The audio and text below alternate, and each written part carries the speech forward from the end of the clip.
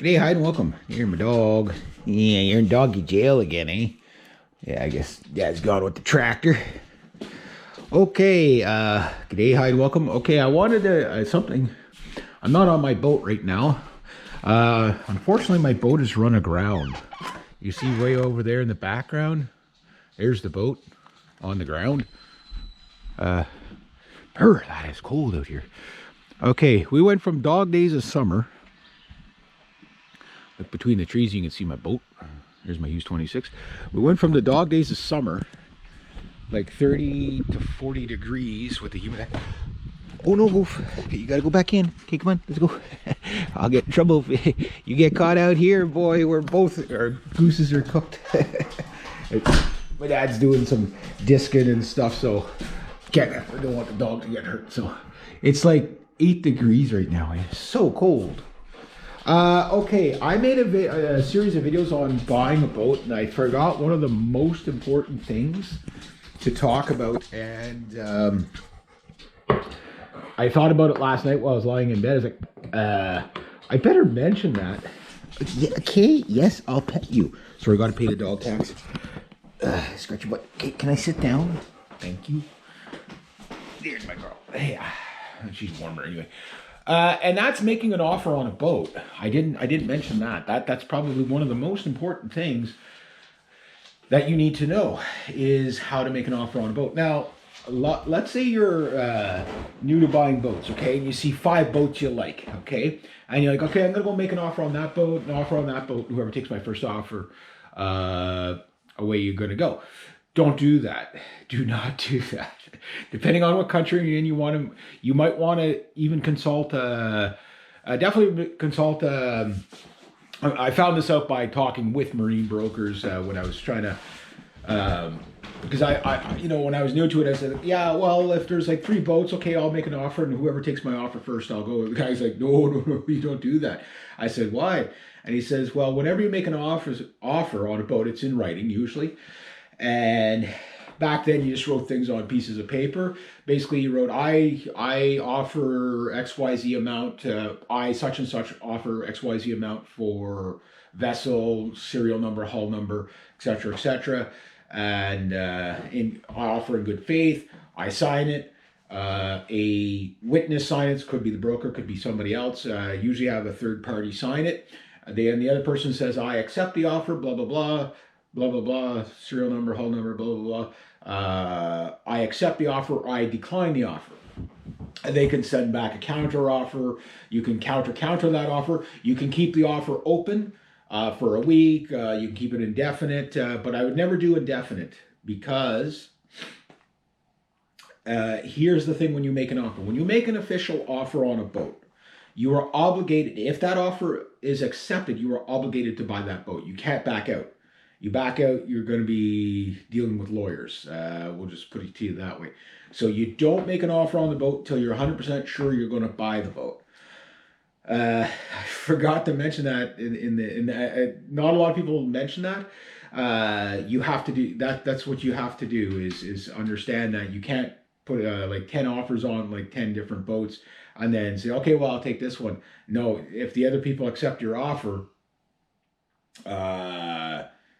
maybe you'll get lucky. The guy will say, oh, the guy was just stupid. Okay, whatever. But the other guy say, well, no, I got to get rid of this boat. And I accepted the offer, so pay up. That can happen to you. So yeah, just be very cautious when you make an offer on the boat. But there is an official process to making an offer on the boat. And I forgot to mention that. And, that's probably, like that seals the deal, right? So I talked about all the other stuff, doing a lien check on the boat, having it surveyed. I talked about that. Best to talk to a bunch of yacht brokers, about the whole deal of buying the boat. You can go on the Ottawa River, for Canadians anyway, go on the Ottawa River sailing page, and you'll find on the how to buy a boat. Like research the how to buy a boat. Now, as boats get bigger, there's a lot more things that could be, with taxes and stuff like that. Don't try to dodge the taxes. Usually, you say, well, I'm going to stay at this home port, never going to go anywhere. I have my own personal dock. I don't have to worry about insurance. Not that. If you're out sailing and somebody rams into you or you ram into them, it's like a car. You still have to have the insurance on it. If you don't have the insurance on it, then you're liable to be sued or something. So you got to take it fairly seriously, regardless of the size of the vessel. Like the really really really small boats, you don't have to insure, but the big boats you do. So look at the whole what's involved with the transactions. I did talked about the other things like the taxes and putting it in your name and stuff like that. And again, boats that the deal's too good to be true. Maybe just walk away from it. And of course, the dreaded free $1 or free boat. Stay. If you don't know what you're looking at, and you're a newbie, and like this is our first boat, blah blah blah. That'll for every one success story you see on YouTube of this couple buying a boat for $1 and fixing it up. I can guarantee you, if you figure out what they just look at all the repairs they do. And just go into the ship chandlery or whatever sailing store, and just look at some of the supplies they would have to buy, and start doing calculations in your head, plus the time, plus all that, and you'll find out that they spent way more on that boat than what the boat's worth in mint condition. So, like for example, let's say it's a Tanzer 26. I'll just use that, or a Hunter. Like a Hunter, whatever it is, Catalina, Hunter, Tanzer, whatever. Or CNC 29. We'll say a beautiful CNC 29, which you can pick up anywhere between, like, say, one in rough condition, probably around 15 grand, and 15 to 30 grand is probably where you find that boat. Let's say they find one with no mast. Well, the mast itself is probably going to be about $10,000 or more, maybe 15. So right there, you know what I mean? Like, you can find a ton of boats in mint condition with no mast on them. But what I would do is I would look for the mast first, and then if you could find the mast at a decent price, add up the price of the mast, the rigging, or whatever other repairs would have to be made, plus the boat. And if it's cheaper to buy a boat that's ready to go, buy the boat ready to go. But the point is that when you figure out what people pay for stuff and to fix it, plus their time, like, okay, they spent 4 years working on it, because they didn't have the time to work on it. That 4 years, they probably could have waited an extra 2 years and bought a boat in better condition. But before you make an offer on a boat, make sure that it's the boat you want. Now, what happened with me with my first boat, I made the offer. There was no counter offer. Everything went smoothly. But there was a lot I didn't know about buying a boat at that time. I ended up talking to Oceans and Fisheries and Transport Canada. There was bouncing back between them because they're not quite synchronized. You register with Oceans and Fisheries, but you entitle it with Transport Canada. It's a bit of a mess when it comes to boating. So you can forgive people for not understanding how to put a boat in their name, because there's just, like, what do you do? Like how do you put it in your name? And I think there's a couple other ways to put it in your name through the notary and stuff like that. So, like, do you title as a house? Like is it titled as a dwelling? Is it titled as a vehicle? Is it titled? You know what I mean? Like it's just like it can be. It can be a little bit overwhelming, but you can simplify it by just looking into what it takes to buy a boat in whatever region of the world you're in.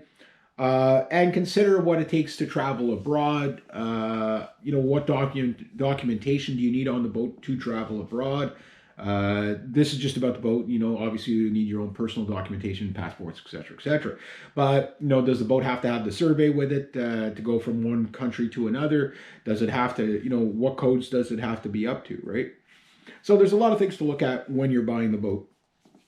And that's one of the things to look at. But for example, when I bought my second boat, the boat originally listed for the Hughes 26 out there was $12,500, and I was like, okay, that's a little bit high. And most people will put the price of their boat higher than they want, so that when they haggle, they'll get, when they bring it down, you feel like you got a good deal, and they get pretty much what they wanted for it. So I countered at 10,000, or I made an initial offer at 10,000. I kind of figured it was going to get rejected. And they countered at 10.5, and I said, well, how about 11,000? And I like, okay, they came down 1,500, so I said 10.5, and she took it. So I was like, okay, no problem.